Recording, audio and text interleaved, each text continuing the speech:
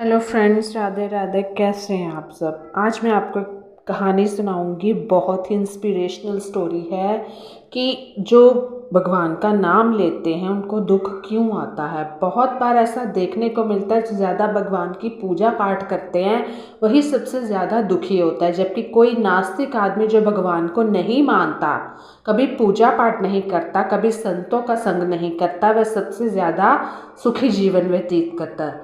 यह सब चीज़ें देखकर कभी कभी ऐसा लगता है कि भगवान ही गलत है, भगवान का न्याय गलत है। यह कोई कहानी नहीं है, ऐसा हर किसी के साथ होता है। तो जानते हैं कि इसके पीछे क्या कारण है, आखिर क्यों भगवान को मानने वाले व्यक्ति को दुख होता है। बहुत समय पहले एक गुरु के दो चेले थे, दोनों ही पढ़े लिखे विद्वान थे। दोनों में फ़र्क सिर्फ इतना था कि एक भगवान को मानने वाला था और दूसरा भगवान को ना मानने वाला था, यानी कि नास्तिक था। कहानी बड़ी दिलचस्प है, पूरी सुनिएगा। एक ऐसा था जहाँ पर भगवान की कथा होती थी, जहाँ सत्संग होता था, जहाँ भजन होता था, दौड़ के चला जाता था और भगवान की पूजा पाठ करने लगता था। दूसरा शिष्य इन सब चीज़ों से काफ़ी दूर था। वह शराब पान भी करता था, वेश्याओं के साथ गमन करता था, बहुत बुरी आदतें थी दूसरे शिष्य की। दूसरों को तंग करना, अत्याचार करना, लोगों को ताने मेने मारना, शराब मदिरा, ये सब मतलब जुआ खेलना, उसके अंदर सब बुरी आदतें थी। एक दिन क्या हुआ कि एक शिष्य शराब पीकर अनाप शनाप बोलते हुए रास्ते में पैदल चलते हुए अपने घर को जा रहा था। अचानक उसको रास्ते में पैसे से भरा एक बैग मिल जाता है। उसकी खुशी का ठिकाना नहीं रहता। वह जोर जोर से चिल्लाते हुए सबको बताता है कि मुझे आज पैसों से भरी बैग की थैली मिल गई है, मेरा जीवन सफल हो गया, इन पैसों से अपने जीवन की आवश्यकताएं पूरी करूँगा, ऐशो आराम से जीऊँगा, अब मुझे किसी बात का कोई डर नहीं। उसको लगता है कि वो बहुत अमीर हो गया एक ही पल में।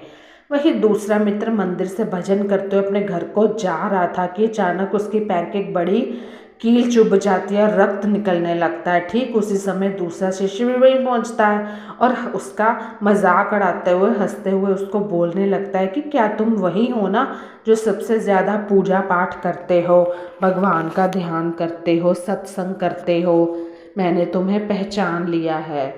तो जिस शिष्य के चोट लगी होती है वो चंबे में पड़ जाता है कि आज इतना मुझसे क्यों मुझे ताना मार रहा है। भगवान का भजन करते हो कि तुम्हारे भगवान ने तुम्हें, मुझे देखो मैं कुछ दिया है, मुझे देखो मैं कभी ना मंदिर गया, ना कभी अच्छा काम किया, ना मेरे घर में भगवान का मंदिर है, ना मैंने कभी अपने घर में सत्यनारायण की कथा सुनाई है, करवाई है, भगवान के सामने कभी माथा भी नहीं टेका। ये जो दूसरा शिष्य जो अयश्य है वो ये बातें पहले वाले शिष्य को करता है जो आस्तिक है, ये नास्तिक वाला है। फिर भी मैं कितना संपन्न हूँ, नास्तिक कहता है, अमीर हूँ, मेरे पास पैसों की कोई कमी नहीं है, सबसे ज़्यादा सुखी जीवन मैं जी रहा हूँ इस दुनिया में।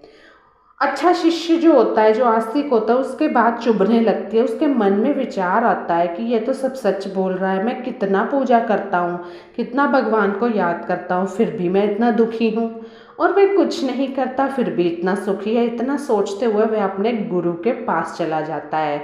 यही प्रश्न वो गुरु जी से करता है। गुरु जी मुस्कुराते हुए बोले, भगवान जो करते हैं अच्छे के लिए करते हैं। कैसे? वो पूछता है, कैसे गुरुजी, मेरे साथ तो कुछ अच्छा नहीं हो रहा। तो उसके गुरुजी बोलते हैं, जिसकी जैसी योग्यता होती है उसको उसी के अनुसार फल मिलता है।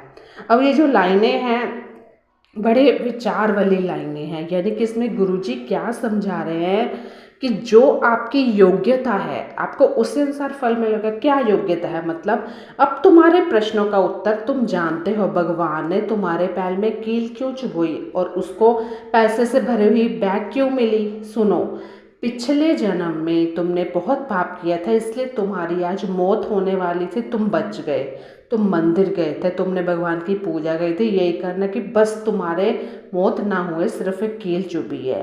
अब तुम्हारे मित्र की बात करते हैं। पूर्व जन्म में वह संत महापुरुष था, इसलिए उसकी आज किस्मत बदलने वाली थी, करोड़ों की संपत्ति का मालिक बनने वाला था, मगर इस जन्म में उसने कोई भी अच्छा काम नहीं किया, तो उसके जो पूर्व जन्म के फल के अनुसार उसके थोड़े पैसे ही मिले, जबकि वो अरबों की संपत्ति का मालिक बनने वाला था। तो भगवान को दोष देना छोड़कर वर्तमान के समय का प्रयोग करके भविष्य अपने आप सुधर जाएगा। यानी कि जो हमारे पुराने जन्मों का कर्मों का फल है वो इसमें हमारे प्रेजेंट में यानी कि इस जन्म में हमें पूरा घुल मिला के मिलता है। अगर हम इसमें अच्छा कर रहे हैं, गलत कर रहे हैं, तो पुराने कर्म हमारे गलत ही हो जाएंगे। वीडियो कैसी लगी मुझे ज़रूर बताइएगा। Bye bye, take care.